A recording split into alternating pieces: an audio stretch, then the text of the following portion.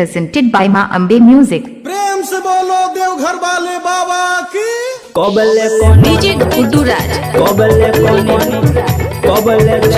कबले मिलाता है छकारी हो साले साल कमर उठलिया बाबा हो दर्शन के लिया हो ए हो जलावा चढ़लिया हो बाबा कब तक ढोए बैठो करी कहिया मिलता है हमारा नौकरी कबले मिलता है छोकरी हो बाबा कब तक ढोए बैठो करी कहिया मिलता है हमारा नौकरी कबले मिलता है छोकरी हो बाबा कब तक ढोए बैठो करी कहिया मिलता है हमारा नौकरी कबले मिलता है छोकरी कबले मिलता है Presented by Ma Ambe Music।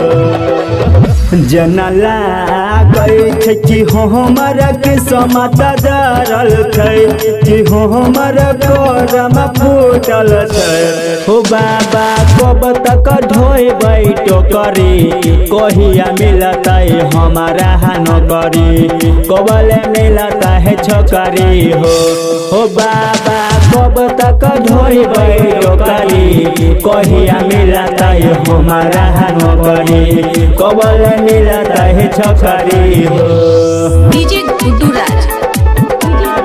कब तक ढोए बैठो करी कहिया मिलता है हमारा नौकरी कबले मिलता है छोकरी हो कबले मिलता है Presented by Ma Ambe Music।